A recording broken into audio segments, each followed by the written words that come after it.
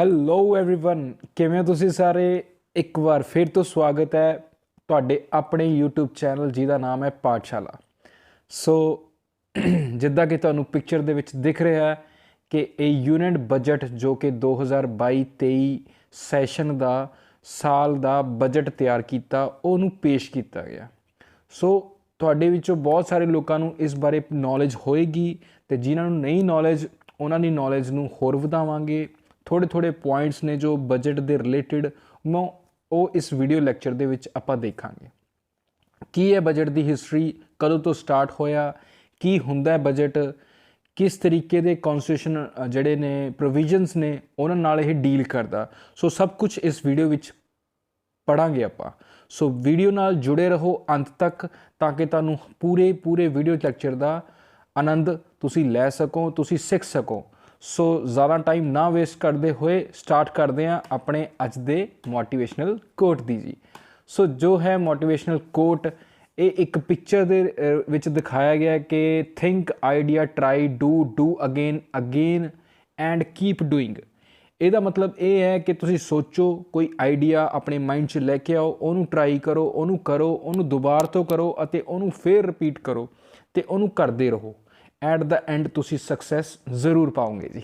ਸੋ ਅੱਛਾ ਸੀ ਤਾਂ ਨੈਕਸਟ ਜੋ ਕੁਐਸਚਨ ਅੱਜ ਦਾ ਸਭ ਤੋਂ ਪਹਿਲਾ, ਹੂ ਰਿਪਰੈਜ਼ੈਂਟ ਦਾ ਫਾਈਨਾਂਸ ਬਿੱਲ ਔਰ ਐਨੂਅਲ ਫਾਈਨੈਂਸ਼ੀਅਲ ਸਟੇਟਮੈਂਟ ਜੀ। ਇਹ ਐਨੂਅਲ ਫਾਈਨੈਂਸ਼ੀਅਲ ਸਟੇਟਮੈਂਟ ਮੈਂ ਕਿਉਂ ਲਿਖਿਆ ਇਹਦੇ ਬਾਰੇ ਮੈਂ ਤੁਹਾਡੀ ਹੋਰ ਗੱਲ ਕਰੂੰਗਾ, ਲੇਕਿਨ ਸਭ ਤੋਂ ਪਹਿਲਾਂ ਹੈ ਵੀ ਕੌਣ ਫਾਈਨਾਂਸ ਬਿੱਲ ਆ ਜਿਹੜਾ ਬਜਟ ਆ ਉਹਨੂੰ ਪੇਸ਼ ਕੌਣ ਕਰਦਾ। ਸੋ ਆਨਸਰ ਹੈਗਾ union budget is presented by our union finance minister in Lok Sabha. Only ਲੋਕ ਸਭਾ ਦੇ ਵਿੱਚ ਹੀ ਇਹ ਕੀ ਹੁੰਦਾ ਪੇਸ਼ ਹੋਇਆ ਜਾਂਦਾ। 1 ਫੈਬਰਰੀ ਜਾਣੀ ਕਿ ਪਹਿਲਾ ਫਰਵਰੀ ਦਾ ਜੋ ਪਹਿਲਾ ਦਿਨ ਆ, ਪਹਿਲਾ ਵਰਕਿੰਗ ਡੇ ਆ, ਉਸ ਦਿਨ 11 ਵਜੇ ਇਸ ਨੂੰ ਪੇਸ਼ ਕੀਤਾ ਜਾਂਦਾ। ਸੋ ਨੈਕਸਟ ਚੱਲਦੇ ਹਾਂ ਯੂਨੀਅਨ ਬਜਟ ਦੇ ਬਾਰੇ ਕੁਝ ਹੋਰ ਪੜ੍ਹਦੇ ਹਾਂ, ਉਹਦੇ ਅਦਰ ਫੈਕਟ ਦੇ ਬਾਰੇ ਆਪਾਂ ਜਾਣਦੇ ਹਾਂ। ਸੋ ਫੈਕਟ ਨੇ ਜੀ ਫਾਰਮਰ ਪ੍ਰਾਈਮ ਮਿਨਿਸਟਰ। ਇਹ ਇਸ ਤੋਂ ਇੱਕ ਕੁਐਸਚਨ ਮਾਈਂਡ 'ਚ ਆਉਂਦਾ ਕਿ ਹਮੇਸ਼ਾ ਜੋ ਫਾਈਨਾਂਸ ਮਿਨਿਸਟਰ ਨੇ ਆਪਣੇ ਉਹੀ ਇਸ ਬਜਟ ਨੂੰ ਪੇਸ਼ ਕਰਦੇ ਨੇ, ਕੀ ਕੋਈ ਹੋਰ ਵੀ ਬਜਟ ਨੂੰ ਪੇਸ਼ ਕਰ ਸਕਦਾ। ਸੋ ਆਨਸਰ ਦੇਖੋ ਫੈਕਟ ਦੇ ਵਿੱਚ ਲਿਖ ਰੱਖਿਆ former prime minister Morarji Desai hold the record of presenting the most number of union budgets in the history of our country. So India ਦੇ ਵਿੱਚ ਜਿਹੜੇ ਫਾਰਮਰ ਆਪਣੇ ਪ੍ਰਾਈਮ ਮਿਨਿਸਟਰ ਜੀ ਸੀਗੇ, ਜਿਹੜੇ ਪ੍ਰਧਾਨ ਮੰਤਰੀ ਸੀ, ਉਹਨਾਂ ਨੇ ਵੀ ਜਿਹੜਾ ਆਪਣਾ ਯੂਨੀਅਨ ਬਜਟ ਆ ਉਹਨੂੰ ਪੇਸ਼ ਕੀਤਾ ਜੋ ਆਪਣੀ ਹਿਸਟਰੀ ਦੇ ਵਿੱਚ ਹੈ ਔਰ ਸਭ ਤੋਂ ਜ਼ਿਆਦਾ ਵਾਰ ਪੇਸ਼ ਕੀਤਾ। ਸੋ ਕੌਣ ਸੀ ਮੁਰਾਰਜੀ ਦੇਸਾਈ, ਇਹ ਉਹਨਾਂ ਦੀ ਪਿਕਚਰ ਆ ਜੀ। ਇਹ ਆਪਣੇ ਪ੍ਰਧਾਨ ਮੰਤਰੀ ਰਹਿ ਚੁੱਕੇ ਨੇ। ਸੋ ਇਹ ਹੀ ਹੈਡ ਪ੍ਰੈਜ਼ੈਂਟਡ, ਉਹਨਾਂ ਨੇ 10 ਬਜਟਸ ਨੂੰ ਕੀ ਕੀਤਾ ਪੇਸ਼ ਕੀਤਾ 1962 ਤੇ 69 ਦੇ ਦੌਰਾਨ। ਤੋ ਉਹ ਫਾਈਨਾਂਸ ਮਿਨਿਸਟਰ ਵੀ ਰਹਿ ਚੁੱਕੇ ਨੇ ਜਦੋਂ ਰਹੇ ਨੇ ਉਹ। ਸੋ ਨੈਕਸਟ ਹੈਗਾ ਆਪਣਾ facts about the budget. So until 1999 the union budget was presented at 5 PM। So union budget ਆ ਜਿਹੜਾ 1999 ਤੱਕ ਕੀ ਸੀਗਾ 5 ਵਜੇ ਜਿਹੜਾ ਹੁੰਦਾ ਸੀਗਾ, ਫਰਵਰੀ ਦਾ ਲਾਸਟ ਡੇ ਹੁੰਦਾ ਸੀ, ਉਸ ਦਿਨ 5 ਵਜੇ ਉਸ ਨੂੰ ਪੇਸ਼ ਕੀਤਾ ਜਾਂਦਾ ਸੀ, ਠੀਕ ਹੈ, ਪਾਰਲੀਮੈਂਟ ਦੇ ਵਿੱਚ ਐਜ਼ ਪਰ ਬ੍ਰਿਟਿਸ਼ ਐਰਾ ਪ੍ਰੈਕਟਿਸ। ਸੋ ਅੰਗਰੇਜ਼ਾਂ ਦੇ ਅਕੋਰਡਿੰਗਲੀ ਸਭ ਕੁਝ ਚੱਲਦਾ ਸੀ। ਫਰਵਰੀ ਦਾ ਜੋ ਲਾਸਟ ਡੇ ਹੁੰਦਾ ਸੀ ਵਰਕਿੰਗ ਡੇ, ਉਸ ਦਿਨ ਯੂਨੀਅਨ ਬਜਟ ਨੂੰ ਪੇਸ਼ ਕੀਤਾ ਜਾਂਦਾ ਸੀ ਸ਼ਾਮ ਨੂੰ 5 ਵਜੇ। ਫਾਰਮਰ ਮਿਨਿਸਟਰ ਜਿਹੜਾ ਯਸ਼ਵੰਤ ਸਿਨਹਾ ਸੀ, ਉਹਨਾਂ ਨੇ 1999 ਤੋਂ ਬਾਅਦ ਇਹਦਾ ਟਾਈਮਿੰਗ ਸੀ ਜੋ ਉਹ 11 ਵਜੇ ਸਵੇਰ ਦੀ ਕਰਤੀ। ਯਸ਼ਵੰਤ ਸਿਨਹਾ ਨੇ ਫਾਈਨਾਂਸ ਮਿਨਿਸਟਰ ਨੇ ਜਿਹੜੇ ਜੋ ਸੀ, ਠੀਕ ਹੈ, ਉਹਨਾਂ ਨੇ 1999 ਤੋਂ ਬਾਅਦ ਇਹਦੀ ਜੋ ਟਾਈਮਿੰਗ ਸੀ ਉਹ ਕੀ ਕਰਤੀ 11 ਵਜੇ ਸਵੇਰ ਦੀ ਕਰਤੀ ਜੀ। ਬਟ ਨੈਕਸਟ ਉਸ ਤੋਂ ਬਾਅਦ ਕੀ ਹੋਇਆ, ਅਰੁਣ ਜੇਟਲੀ ਜੀ ਜੋ ਸਾਡੇ ਫਾਈਨਾਂਸ ਮਿਨਿਸਟਰ ਰਹਿ ਚੁੱਕੇ ਨੇ BJP ਦੇ ਅੰਡਰ, ਉਹਨਾਂ ਨੇ ਸਟਾਰਟ ਕੀਤਾ ਪ੍ਰੈਜ਼ੈਂਟ ਕਰਨਾ 1 ਫਰਵਰੀ ਨੂੰ, ਯਾਨੀ ਕਿ ਫਰਵਰੀ ਦੇ ਲਾਸਟ ਨੂੰ ਨਹੀਂ ਕੀਤਾ, ਫਰਵਰੀ ਦੇ ਪਹਿਲੇ ਵੀਕ ਪਹਿਲਾ ਜਿਹੜਾ ਡੇ ਹੁੰਦਾ ਵਰਕਿੰਗ ਡੇ, ਉਸ ਦਿਨ ਉਸ ਨੂੰ ਕੀ ਕੀਤਾ ਜਾਂਦਾ ਪੇਸ਼ ਕੀਤਾ ਜਾਂਦਾ, ਠੀਕ ਹੈ ਜੀ। ਤੋ ਇਹਨੂੰ ਅਰੁਣ ਜੇਟਲੀ ਜੀ ਨੇ ਹੀ ਚੇਂਜ ਕੀਤਾ 1 ਫਰਵਰੀ, ਇਹ ਨੇ ਅਰੁਣ ਜੇਟਲੀ ਜੀ। On February 1, Nirmala Sitharaman present Union Finance Minister of our country presented her 4th budget in the parliament. So ਇਹਨਾਂ ਨੇ ਆਪਣਾ ਚੌਥਾ ਬਜਟ ਸੀ ਜਿਹੜਾ ਉਹ ਪਾਰਲੀਮੈਂਟ ਦੇ ਵਿੱਚ ਪੇਸ਼ ਕੀਤਾ ਜੀ।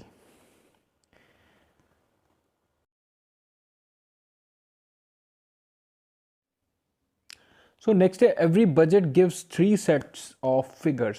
ਹਰੇਕ ਬਜਟ ਆ ਜਿਹੜਾ ਉਹ ਬੇਸਿਕ ਹੈ ਜਿਹੜਾ 3 ਸੈੱਟ ਜਿਹੜੇ ਫਿਗਰਸ ਨੇ 3 ਨੇ ਉਹਨਾਂ ਦੇ 3 ਸੈੱਟ ਆਫ ਫਿਗਰਸ ਜਿਹੜੇ ਨੇ ਉਹਨਾਂ ਦੇ ਉੱਤੇ ਟਿਕਿਆ ਹੋਇਆ। ਸੋ ਉਹ ਕਿਹੜੇ ਕਿਹੜੇ ਨੇ? First of all budget estimates for next financial year, ਅਗਲੇ ਫਾਈਨੈਂਸ਼ੀਅਲ ਈਅਰ ਦਾ ਵੀ ਇਹ ਐਸਟੀਮੇਟ ਲਗਾ ਕੇ ਚੱਲਦਾ ਹੈ।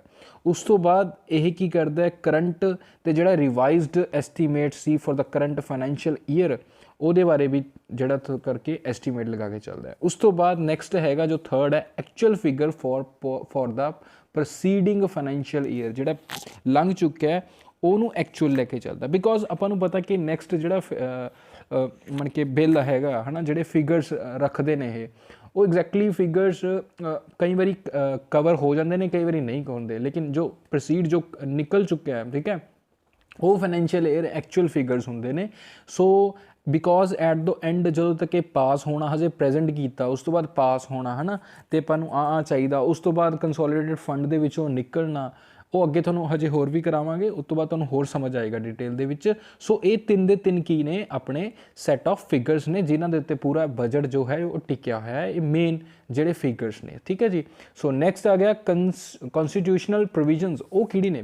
Very important. ਆਰਟੀਕਲ 112 ਦੇ ਅੰਦਰ ਇਹ ਸਟੇਟਮੈਂਟ ਆਫ ਐਸਟੀਮੇਟਡ ਰਿਸਿਪਟਸ ਐਂਡ ਐਕਸਪੈਂਡੀਚਰਸ ਠੀਕ ਹੈ, ਆਪਾਂ ਕੀ ਖਰਚਾ ਕਰਨਾ, ਆਪਣੀ ਰਿਸਿਪਟ ਕਿਹੜੀ ਹੈ, ਉਹ ਜਿਹੜੇ ਸਾਰਾ ਦਾ ਸਾਰਾ ਐਸਟੀਮੇਟ ਲਗਾਇਆ ਜਾਂਦਾ ਗੌਰਮੈਂਟ ਆਫ ਇੰਡੀਆ ਦੇ ਦੁਆਰਾ, ਉਹ 112 ਆਰਟੀਕਲ ਦੇ ਅੰਦਰ ਆਉਂਦਾ ਜੀ ਹਾਂ। ਸੋ ਨੈਕਸਟ ਵਨ ਆ ਗਿਆ ਤੁਹਾਡਾ ਆਰਟੀਕਲ 114। ਆਰਟੀਕਲ 114 ਕੀ ਕਹਿੰਦਾ ਜੀ? ਐਪਰੋਪ੍ਰੀਏਸ਼ਨ ਬਿੱਲ ਨਾਲ ਡੀਲ ਕਰਦਾ ਜੀ ਇਹ article. No money shall be withdrawn from the consolidated fund of India except under appropriation bill made by law। ਜਦੋਂ ਇਹ ਲਾਅ ਬਣ ਜਾਂਦਾ, ਇੱਕ ਕਾਨੂੰਨ ਬਣ ਜਾਂਦਾ ਬਿੱਲ, ਉਸ ਤੋਂ ਬਾਅਦ ਕੀ ਹੁੰਦਾ, ਉਦੋਂ ਤੱਕ ਮਨੀ ਟ੍ਰਾਂਸਫਰ, ਉਦੋਂ ਤੱਕ ਮਨੀ ਵਿਡਰਾਅ ਨਹੀਂ ਕਰ ਸਕਦੇ ਜਦੋਂ ਤੱਕ ਕਿ ਐਪਰੋਪ੍ਰੀਏਸ਼ਨ ਬਿੱਲ ਜਿਹੜਾ ਹੁੰਦਾ ਉਹ ਪਾਸ ਨਹੀਂ ਹੁੰਦਾ ਜੀ। ਸੋ 114 ਵੀ ਬਹੁਤ ਇੰਪੋਰਟੈਂਟ ਹੈ। ਸਭ ਤੋਂ ਪਹਿਲੀ ਜੋ ਸਟੇਟਮੈਂਟ ਜੋ ਇੰਪੋਰਟੈਂਟ ਤੁਹਾਨੂੰ ਦੱਸਣ ਲੱਗਿਆ, this statement title annual financial statement, ਇਹ ਮੈਂ ਤੁਹਾਨੂੰ ਲੈਕਚਰ ਦੇ ਬਿਲਕੁਲ ਸਟਾਰਟਿੰਗ 'ਚ ਦੱਸੀ ਸੀ। ਐਨੂਅਲ ਫਾਈਨੈਂਸ਼ੀਅਲ ਸਟੇਟਮੈਂਟ ਜਿਹੜੀ ਹੁੰਦੀ ਹੈ ਉਹ ਕੀ ਹੁੰਦੀ ਆ?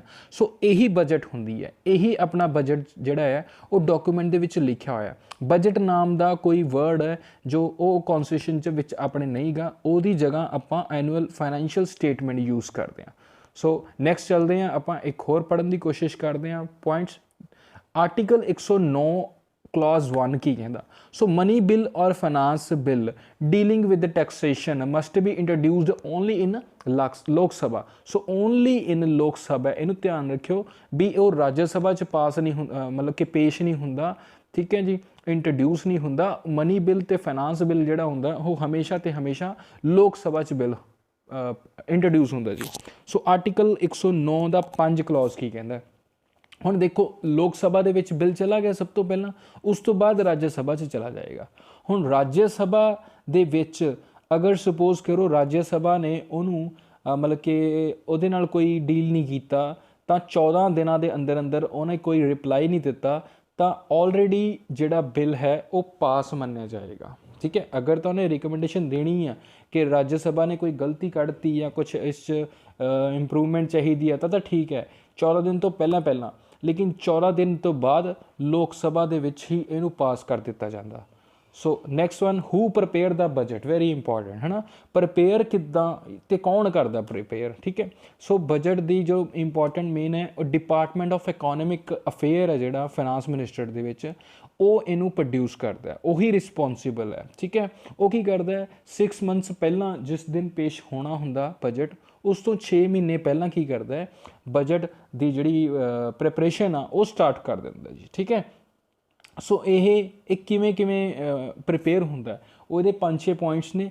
Issue of circular to all minister, ਇੱਕ ਇਸ਼ੂ ਬਣਾਇਆ ਜਾਂਦਾ, ਇੱਕ ਕੰਸੈਪਟ ਬਣਾਇਆ ਜਾਂਦਾ ਜਿਹੜਾ ਉਹ ਸਾਰੇ ਦੇ ਸਾਰੇ ਮਿਨਿਸਟਰਸ ਨੂੰ ਸਰਕੂਲੇਟ ਕੀਤਾ ਜਾਂਦਾ, ਉਹ ਸਾਰਾ ਇਸ਼ੂ ਕੀਤਾ ਜਾਂਦਾ ਠੀਕ ਹੈ ਜੀ। ਉਸ ਤੋਂ ਬਾਅਦ ਕੰਸਲਟੇਸ਼ਨ ਔਨ ਪ੍ਰਪੋਜ਼ਲਸ, ਉਹਦੇ ਬਾਰੇ ਕੰਸਲਟ ਕੀਤਾ ਜਾਂਦਾ, ਉਸ ਪ੍ਰਪੋਜ਼ਲਸ ਬਾਰੇ ਕੀ ਕਿਤੇ ਲੋਕੀ ਸਾਰੇ ਕੰਸਲਟ ਕਰਦੇ ਨੇ ਮਿਨਿਸਟਰ। ਉਸ ਤੋਂ ਬਾਅਦ ਕੀ ਹੁੰਦਾ, ਐਲੋਕੇਸ਼ਨ ਆਫ ਰੈਵਨਿਊਜ਼, ਕਿਹਨੂੰ ਕਿੰਨਾ ਰੈਵਨਿਊ ਦੇਣਾ ਉਹਦੀ ਐਲੋਕੇਸ਼ਨ ਹੁੰਦੀ ਹੈ। ਫਿਰ ਉਸ ਤੋਂ ਬਾਅਦ ਪ੍ਰੀ ਬਜਟ ਮੀਟਿੰਗ, ਉਸ 'ਚ ਕੀ ਹੁੰਦਾ ਰਾਜੇ, ਇਸ 'ਚ ਹੁੰਦਾ ਕਿ pre budget meeting, budget pass ਜਾਂ ਪੇਸ਼ ਹੋਣ ਤੋਂ ਪਹਿਲਾਂ ਜਦੋਂ ਤਿਆਰ ਹੁੰਦਾ ਹੈ ਤਾਂ ਇਹਦੇ ਬਾਰੇ ਮੀਟਿੰਗਸ ਹੁੰਦੀਆਂ ਨੇ, ਠੀਕ ਹੈ।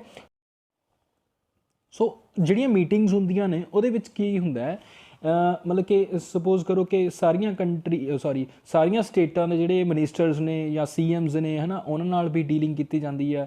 ਈਵਨ ਕਿ ਜਿਹੜੇ ਮੰਨ ਕੇ ਚਲੋ ਕਿ ਕੋਈ ਵੱਡੀ ਇੰਡਸਟਰੀਜ਼ ਨੇ ਹੈ ਨਾ, ਇੰਡਸਟਰੀਜ਼ ਦੇ ਜਿਹੜੇ ਇੰਡਸਟਰੀਅਲਿਸਟ ਨੇ ਉਹਨਾਂ ਨਾਲ ਵੀ ਕੋਈ ਮੁਲਾਕਾਤ ਯਾਨੀ ਕਿ ਮੀਟਿੰਗਸ ਕੀਤੀਆਂ ਜਾਂਦੀਆਂ ਨੇ। ਫਿਰ ਆਪਾਂ ਨੂੰ ਪਤਾ ਲਗਾਇਆ ਜਾਂਦਾ, ਅੰਦਾਜ਼ਾ ਲਗਾਇਆ ਜਾਂਦਾ ਬਜਟ ਦੇ ਬਾਰੇ, ਠੀਕ ਹੈ ਜੀ।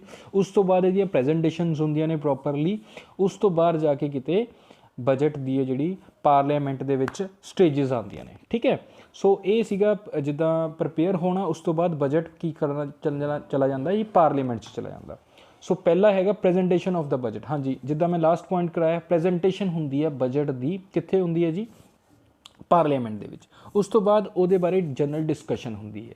1 ਤਰੀਕ ਨੂੰ ਪ੍ਰੈਜੈਂਟੇਸ਼ਨ ਹੋਗੀ, ਉਸ ਤੋਂ ਬਾਅਦ ਡਿਸਕਸ਼ਨ ਹੋਏਗੀ, ਮਤਲਬ ਉਸ ਤੋਂ ਨੈਕਸਟ ਡੇ ਤੋਂ ਬਾਅਦ ਹੀ ਡਿਸਕਸ਼ਨ ਸ਼ੁਰੂ ਹੁੰਦੀ ਹੈ। ਉਸੇ ਦਿਨ ਡਿਸਕਸ਼ਨ ਨਹੀਂ ਹੁੰਦੀ, ਉਸ ਤੋਂ ਨੈਕਸਟ ਡੇ ਡਿਸਕਸ਼ਨ ਹੁੰਦੀ ਹੈ।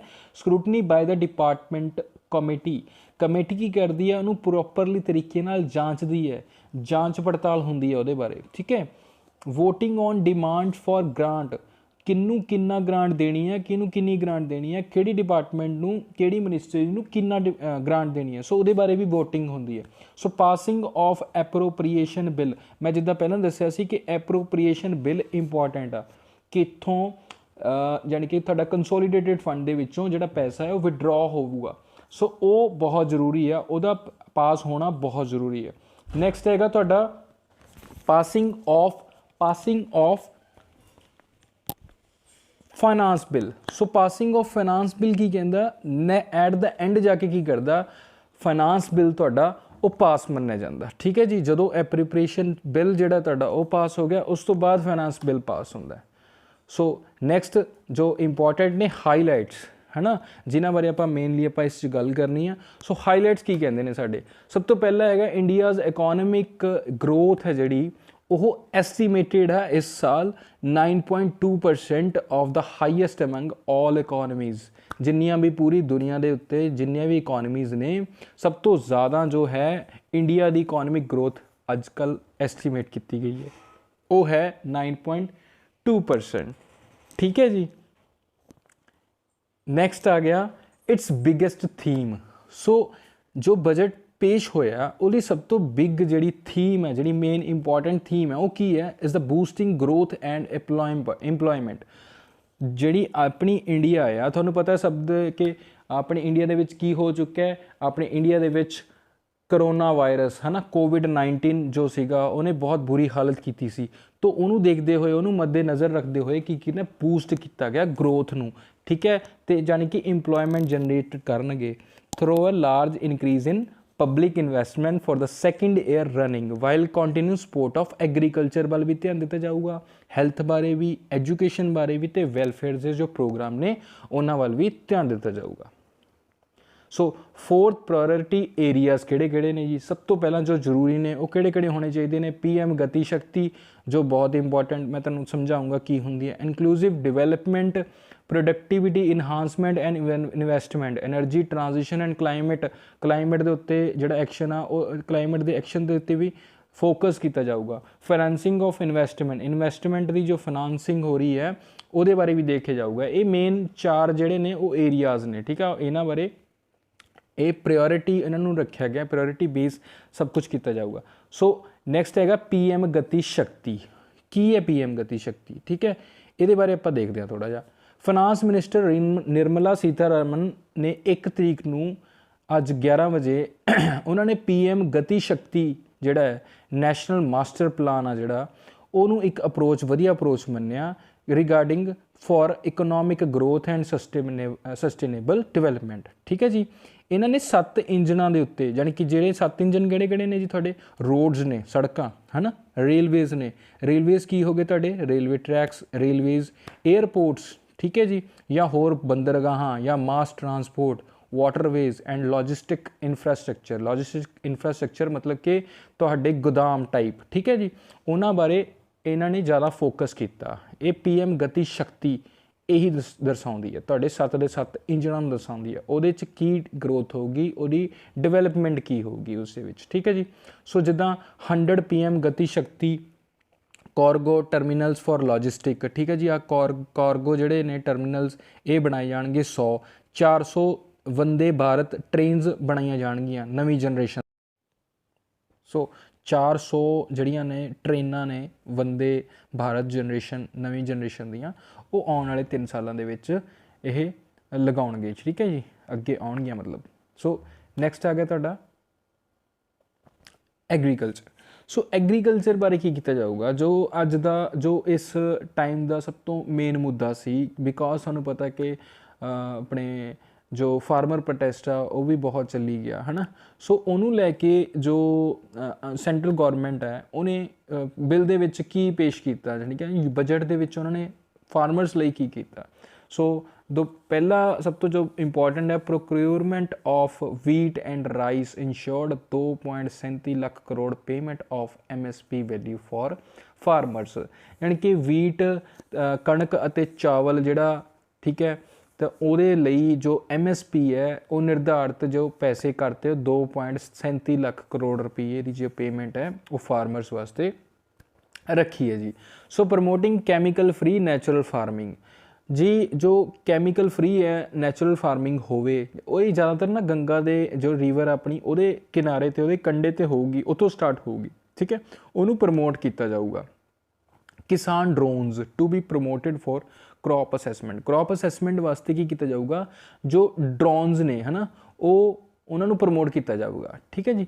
ਸੋ ਇੰਪਲੀਮੈਂਟੇਸ਼ਨ ਆਫ ਕੇਨ ਬੇਟਵਾ ਲਿੰਕ, ਇਹ ਬਹੁਤ ਇੰਪੋਰਟੈਂਟ ਹੈ ਕੇਨ ਬੇਟਵਾ। ਇਹਦੇ ਬਾਰੇ ਨਾ ਮੈਂ ਥੋੜ੍ਹਾ ਜਿਹਾ ਹਲਕਾ ਜਿਹਾ ਤੁਹਾਨੂੰ ਥੋੜ੍ਹਾ ਜ਼ਿਆਦਾ ਦੱਸਣਾ ਕਿ MP ਤੇ UP ਦੇ ਵਿੱਚੋਂ ਇਹ ਲੰਘਦੀ ਹੈ, MP ਤੇ UP ਦੇ ਵਿੱਚੋਂ ਲੰਘਦੀਆਂ ਨੇ ਇਹ 2 ਰਿਵਰਸ ਨੇ, ਠੀਕ ਹੈ ਜੀ। ਸੋ ਇਹਨਾਂ ਨੂੰ ਇੱਕ ਪੁਆਇੰਟ 'ਤੇ ਮੀਟ ਕਰਵਾਇਆ ਜਾਊਗਾ ਤਾਂ ਕਿ ਜੋ ਡਰਿੰਕਿੰਗ ਵਾਟਰ ਜਾਂ ਇਰੀਗੇਸ਼ਨ ਜਾਂ ਹੋਰ ਜਿੱਦਾਂ ਕੋਈ ਹਾਈਡਰੋ ਐਨਰਜੀ ਆ ਜਾਂ ਕੁਛ ਇੱਦਾਂ ਦੀਆਂ ਕੰਸੈਪਟ ਨੇ ਉਹ ਇਹਦੇ ਨਾਲ ਉਹਦਾ ਫਾਇਦਾ ਹੋ ਸਕੇ। ਸੋ ਇਹ ਦੋਨੋਂ ਰਿਵਰਸ ਨੂੰ ਕੀ ਜੋੜਿਆ ਜਾਊਗਾ, ਆਪਸ ਦੇ ਵਿੱਚ ਜੋੜਿਆ ਜਾਊਗਾ ਇੱਕ ਪੁਆਇੰਟ 'ਤੇ, ਠੀਕ ਹੈ। ਸੋ ਇਹਨਾਂ ਨੂੰ ਲਿੰਕ ਕੀਤਾ ਜਾਊਗਾ। ਸੋ ਇਹ ਬਹੁਤ ਇੰਪੋਰਟੈਂਟ ਸੀ ਐਗਰੀਕਲਚਰ ਲਈ ਜੋ ਫੈਕਚਰ ਸੀ, ਠੀਕ ਹੈ। ਸੋ ਐਜੂਕੇਸ਼ਨ ਨੈਕਸਟ ਹੈ, ਐਜੂਕੇਸ਼ਨ ਉਹ ਬਹੁਤ ਅੱਜ ਦੀ ਜੋ ਮੰਗ ਹੈ ਐਜੂਕੇਸ਼ਨ ਨੂੰ ਲੈ ਕੇ, ਬਿਕਾਜ਼ ਤੁਹਾਨੂੰ ਪਤਾ ਕਿ ਪਿਛਲੇ 2 ਸਾਲ ਤੋਂ COVID-19 ਨੇ ਬਹੁਤ ਬੁਰੀ ਹਾਲਤ ਕੀਤੀ ਹੋਈ ਹੈ, ਮੈਕਸਿਮਮ ਸਟੂਡੈਂਟਸ ਸੀ, ਤਾਂ ਹੀ ਆਪਾਂ ਅੱਜ ਔਨਲਾਈਨ ਪੜ੍ਹ ਰਹੇ ਹਾਂ। ਸੋ ਐਜੂਕੇਸ਼ਨ ਬੇਸ ਕੀ ਕੀਤਾ ਜਾਊਗਾ, ਐਜੂਕੇਸ਼ਨ ਨੂੰ ਧਿਆਨ 'ਚ ਰੱਖਦੇ ਹੋਏ ਕੀ ਕਰਿਆ ਜਾਊਗਾ। So Nirmala Sitharaman underline that children specially those from weaker section, ਜਿਹੜੇ ਬਹੁਤ ਲੋ ਲੈਵਲ ਜੋ ਆਪਣੀਆਂ ਫੈਮਲੀਜ਼ ਨੇ, ਵੀਕਰ ਸੈਕਸ਼ਨ ਵਾਲੇ ਬੱਚੇ ਨੇ, ਠੀਕ ਹੈ ਜੀ, ਉਹ ਕੀ ਕਰ ਰਹੇ ਆ ਵੀ ਪਿਛਲੇ 2 ਸਾਲਾਂ ਤੋਂ ਉਹਨਾਂ ਨੂੰ ਪ੍ਰੋਬਲਮ ਆ ਰਹੀ ਹੈ ਐਜੂਕੇਸ਼ਨ ਦੇ ਵਿੱਚ, ਠੀਕ ਹੈ, ਬਿਕੋਜ਼ ਉਹਨਾਂ ਕੋਲ ਨਾ ਤਾਂ ਕੋਈ ਨੈੱਟ ਦੀ ਸੁਵਿਧਾ ਜਾਂ ਹੋਰ ਸੁਵਿਧਾ ਨਹੀਂ ਹੈਗੀਆਂ, ਤਾਂ ਉਹਨਾਂ ਨੂੰ ਇੱਕ PM E-ਵਿਦਿਆ ਇਨੀਸ਼ੀਏਟਿਵ ਲੈ ਕੇ ਆਉਣਾ, ਸਭ ਕੁਝ ਡਿਜੀਟਲ ਕਰਿਆ ਜਾਊਗਾ, ਤਾਂ ਹੀ ਡਿਜੀਟਲ ਯੂਨੀਵਰਸਿਟੀ ਅਤੇ ਡਿਜੀਟਲ ਤੁਹਾਡੇ ਡਿਵੈਲਪਮੈਂਟ ਹੋਊਗੀ ਈ ਕੰਟੈਂਟ ਦੇ ਵਿੱਚ ਇੰਡੀਆ ਦੀਆਂ ਸਾਰੀਆਂ ਲੈਂਗੁਏਜਸ ਦੇ ਵਿੱਚ, ਠੀਕ ਹੈ। ਸੋ PM E-ਵਿਦਿਆ ਜਿਹੜਾ ਇਨੀਸ਼ੀਏਟਿਵ ਇਹ ਲਿਆ ਜਾਊਗਾ। 12 ਤੋਂ ਲੈ ਕੇ 200 ਚੈਨਲਸ ਨੇ ਜਿਹੜੇ, ਠੀਕ ਹੈ, ਉਹਨਾਂ ਨੂੰ ਇਨੇਬਲ ਕੀਤਾ ਜਾਊਗਾ।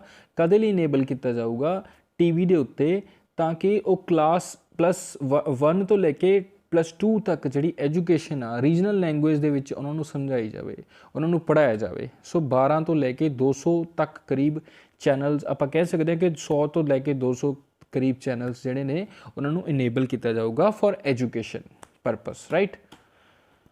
ਸੋ ਨੈਕਸਟ ਹੈ ਤੁਹਾਡਾ ਹੈਲਥ, ਉਹ ਵੀ ਬਹੁਤ ਜ਼ਰੂਰੀ ਹੈ। ਸੋ ਹੈਲਥ ਬਾਰੇ ਕੀ ਕਰ ਰਹੀ ਹੈ ਆਪਣੀ ਜੋ ਯੂਨੀਅਨ ਗਵਰਨਮੈਂਟ, ਉਹ ਕੀ ਕਰ ਰਹੀ ਹੈ, boost to mental health care centres for counselling.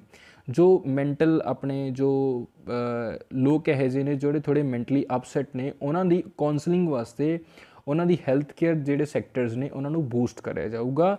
2 lakh anganwadis to be upgraded to Saksham anganwadis. Saksham anganwadis ਕੀ ਨੇ, new generation anganwadis that have a better infrastructure and audio visual aids. ਜੋ ਆਡੀਓ ਵਿਜ਼ੂਅਲ ਐਡਸ ਨੇ, ਠੀਕ ਹੈ, ਸਕਸ਼ਮ, ਠੀਕ ਹੈ, ਤਾਂ ਉਹਨਾਂ ਨੂੰ 2 ਲੱਖ ਆਂਗਨਵਾੜੀ ਨੂੰ ਅਪਗ੍ਰੇਡ ਕੀਤਾ ਜਾਊਗਾ ਜੀ ਸક્ષਮ ਆਂਗਨਵਾੜੀ ਦੇ ਵਿੱਚ। ਠੀਕ ਹੈ, ਇਸ ਤੋਂ ਇਲਾਵਾ ਮਿਸ਼ਨ ਸ਼ਕਤੀ ਹੈ ਜਿਹੜੀ ਉਹ ਚੱਲੂਗੀ, ਮਿਸ਼ਨ ਸક્ષਮ ਜਿਹੜਾ ਤੁਹਾਨੂੰ ਮੈਂ ਦੱਸਿਆ ਉਹ ਚੱਲੇਗਾ, ਅਤੇ ਪੋਸ਼ਣ 2.0 ਠੀਕ ਹੈ ਇਹ ਹੋਊਗਾ ਚਾਈਲਡ ਦੀ ਕੇਅਰ ਵਾਸਤੇ ਜੋ ਤਾਂ ਕਿ ਉਹ ਬੈਟਰ ਹੋ ਸਕੇ। ਠੀਕ ਹੈ ਪਹਿਲਾਂ ਨਾਲੋਂ। So ease of doing, so ease of doing ਕੀ ਲੈ ਕੇ ਆਈ ਹੈ, providing a battery swapping policy as alternative to setting up charging stations in urban area. ਜਿਹੜੇ ਸਾਡੇ ਅਰਬਨ ਏਰੀਆਜ਼ ਨੇ, ਸ਼ਹਿਰੀ ਇਲਾਕੇ ਨੇ, ਉੱਥੇ ਕੀ ਆ ਤੁਹਾਨੂੰ ਪਤਾ ਹੈ ਕਿ ਤੁਹਾਨੂੰ ਬੈਟਰੀ ਵਾਲੇ ਅੱਜ ਕੱਲ੍ਹ ਸਕੂਟੀਜ਼ ਵਗੈਰਾ ਮਿਲ ਲਓ, ਜਾਂ ਫਿਰ ਤੁਹਾਡੇ ਆਟੋ ਜਿੱਦਾਂ ਕਿ ਹੈ ਨਾ, ਜਿਹਦੇ 'ਤੇ ਆਪਾਂ ਪਬਲਿਕ ਟਰਾਂਸਪੋਰਟ ਹੈ ਜਿਹੜੀ ਉਹ ਅੱਜ ਕੱਲ੍ਹ ਬੈਟਰੀਜ਼ 'ਤੇ ਹੋਣ ਲੱਗੀ ਆ। ਸੋ ਉਹਨਾਂ ਦੀ ਬੈਟਰੀ ਦੀ ਸਵੈਪਿੰਗ ਕਰਨ ਵਾਸਤੇ ਜਾਂ ਫਿਰ ਉਹਨਾਂ ਨੂੰ ਬੈਟਰੀ ਚੇਂਜ ਕਰਨ ਵਾਸਤੇ ਚਾਰਜਿੰਗ ਸਟੇਸ਼ਨਸ ਖੋਲ੍ਹੇ ਜਾਣਗੇ ਨਵੇਂ ਤੋਂ ਨਵੇਂ, ਉਹਨਾਂ ਨੂੰ ਪ੍ਰੋਵਾਈਡ ਕੀਤਾ ਜਾਊਗਾ। So establish centre for excellence in urban planning. So ਇਹ ਵੀ ਸਭ ਕੁਝ ਈਜ਼ ਆਫ ਡੂਇੰਗ ਦੇ ਅੰਡਰ ਹੀ ਆਉਂਦਾ ਜੀ। ਸੋ ਨੈਕਸਟ ਵਨ ਹੈਗਾ ਤੁਹਾਡਾ ਟੈਕਸ ਪ੍ਰਪੋਜ਼ਲ। ਟੈਕਸ ਪ੍ਰਪੋਜ਼ਲ ਜੋ ਇੰਪੋਰਟੈਂਟ ਹੈ, ਉਹਦੇ ਲਈ ਇੱਕ ਦੋ ਚੀਜ਼ਾਂ ਇੰਪੋਰਟੈਂਟ ਨੇ ਜਿਹੜੀਆਂ ਆਪਾਂ ਇਸ 'ਚ ਸ਼ੇਅਰ ਕਰਾਂਗੇ, ਜੋ ਮੈਨੂੰ ਲੱਗੀਆਂ ਤਾਂ ਮੈਂ ਉਹ ਇਸ ਵੀਡੀਓ ਲੈਕਚਰ 'ਚ ਤੁਹਾਨੂੰ ਮੈਂ ਸਮਝਾ ਰਿਹਾ। ਸੋ ਟੈਕਸ ਰਿਲੀਫ ਹੈ ਜਿਹੜਾ ਟੂ ਪਰਸਨ ਵਿਦ ਡਿਸੇਬਿਲਿਟੀ, ਜਿਹੜੇ ਪਰਸਨ ਡਿਸੇਬਲ ਨੇ ਉਹਨਾਂ ਨੂੰ ਟੈਕਸ ਦੇ ਵਿੱਚ ਰਿਲੀਫ ਮਿਲੇਗਾ ਜੀ। ਠੀਕ ਹੈ, allowing tax payers to file updated return within in 2 years। ਜਿਹੜੇ ਟੈਕਸ ਪੇਅਰਸ ਨੇ, ਜਿਹੜੇ ਟੈਕਸ ਪੇ ਕਰਦੇ ਨੇ, ਉਹਨਾਂ ਨੂੰ ਰਿਟਰਨ ਭਰਨੀ ਪੈਂਦੀ ਹੈ ਹਰ ਸਾਲ। ਸੋ ਹੁਣ ਉਹ 2 ਸਾਲ ਬਾਅਦ ਕਰੀ ਜਾਊਗੀ ਜੀ। Income from transfer of crypto currency to be taxed at 30%। ਜਿਹੜੀ ਅੱਜ ਕੱਲ੍ਹ ਦੀ ਕ੍ਰਿਪਟੋ ਕਰੰਸੀ ਹੈ, ਕ੍ਰਿਪਟੋ ਕਰੰਸੀ ਕਿਹੜੀ ਹੈ, ਡਿਜੀਟਲ ਕਰੰਸੀ ਹੈ ਨਾ, ਜੋ ਆਪ ਕੱਲ੍ਹ ਯੂਜ਼ ਕਰ ਸਕਦੇ ਹਾਂ, ਜਿੱਦਾਂ ਬਿਟਕੋਇਨ ਵਗੈਰਾ ਜਾਂ ਕੁਛ ਇੱਦਾਂ ਦੀ। ਸੋ ਉਹਨਾਂ ਦੀ ਜਿਹੜੀ ਟਰਾਂਸਫਰ ਹੋਊਗੀ ਉਹਦੇ 'ਤੇ ਵੀ ਟੈਕਸ ਲੱਗੂਗਾ, ਡੈਟ ਇਜ਼ 30% ਜੀ। ਠੀਕ ਹੈ ਜੀ।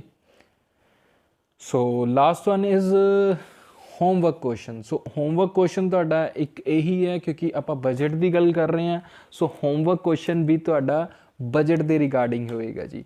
ਸੋ ਉਹ ਕਿਹੜਾ ਹੈ, when was India's first budget presented and by whom. India ਦਾ ਪਹਿਲਾ ਬਜਟ ਕਦੋਂ ਤੇ ਕਿਹਦੇ ਦੁਆਰਾ ਪੇਸ਼ ਯਾਨੀ ਕਿ ਪ੍ਰੈਜ਼ੈਂਟ ਕੀਤਾ ਗਿਆ। ਸੋ ਇਹਦਾ ਆਨਸਰ ਤੁਸੀਂ ਕਮੈਂਟ ਸੈਕਸ਼ਨ 'ਚ ਜ਼ਰੂਰ ਨੀਚੇ ਦੇਣਾ, ਜੋ ਕਮੈਂਟ ਸੈਕਸ਼ਨ ਨੀਚੇ ਬਣਿਆ ਹੋਇਆ। ਸੋ ਆਪਣੀ ਇਸ ਵੀਡੀਓ ਨੂੰ ਜ਼ਿਆਦਾ ਤੋਂ ਜ਼ਿਆਦਾ ਲਾਈਕ ਕਰਿਓ ਅਤੇ ਸ਼ੇਅਰ ਕਰਿਓ। ਸੋ ਜਿਨ੍ਹਾਂ ਨੇ ਇਸ ਵੀਡੀਓ ਨੂੰ ਪੂਰਾ ਦੇਖਿਆ ਉਹਨਾਂ ਦਾ ਬਹੁਤ ਬਹੁਤ ਦਿਲੋਂ ਧੰਨਵਾਦ। ਸੋ ਇਸ ਵੀਡੀਓ ਨੂੰ ਜ਼ਿਆਦਾ ਤੋਂ ਜ਼ਿਆਦਾ ਸ਼ੇਅਰ ਕਰੋ ਅਤੇ ਸਬਸਕ੍ਰਾਈਬ ਕਰਨਾ ਨਾ ਭੁੱਲਿਓ ਜੀ। So thank you so much guys, thank you for watching my video. And ਜਿਨ੍ਹਾਂ ਨੇ ਹਾਲੇ ਤੱਕ ਇਸ ਚੈਨਲ ਨੂੰ ਸਬਸਕ੍ਰਾਈਬ ਨਹੀਂ ਕੀਤਾ, ਸੋ ਪਲੀਜ਼ ਇਹਨੂੰ ਸਬਸਕ੍ਰਾਈਬ ਜ਼ਰੂਰ ਕਰ ਲਓ ਤਾਂ ਕਿ ਤੁਹਾਨੂੰ ਆਉਣ ਵਾਲੀਆਂ ਵੀਡੀਓਜ਼ ਦਾ ਵੀ ਅੱਗੇ ਪਤਾ ਲੱਗ ਸਕੇ। ਸੋ ਤੁਹਾਡੇ ਇਸ ਪਿਆਰ ਨਾਲ, ਤੁਹਾਡੇ ਸਬਸਕ੍ਰਾਈਬਰ ਨਾਲ ਮੈਨੂੰ ਪਿਆਰ ਮਿਲਦਾ, ਮੈਨੂੰ ਹੋਰ ਮੋਟੀਵੇਸ਼ਨ ਮਿਲਦੀ ਆ, ਤਾਂ ਮੈਂ ਹੋਰ ਵਧੀਆ ਤਰੀਕੇ ਦੀ ਵੀਡੀਓਜ਼ ਤੁਹਾਡੇ ਲਈ ਲੈ ਕੇ ਆਉਣਾ। ਆਈ ਹੋਪ ਕਿ ਮੈਂ ਜ਼ਿਆਦਾ ਤੋਂ ਜ਼ਿਆਦਾ ਵੀਡੀਓਜ਼, ਵਧੀਆ ਤੋਂ ਵਧੀਆ ਵੀਡੀਓਜ਼ ਤੁਹਾਡੇ ਲਈ ਹੋਰ ਵੀ ਲੈ ਕੇ ਆਵਾਂ। ਸੋ ਧੰਨਵਾਦ ਜੀ।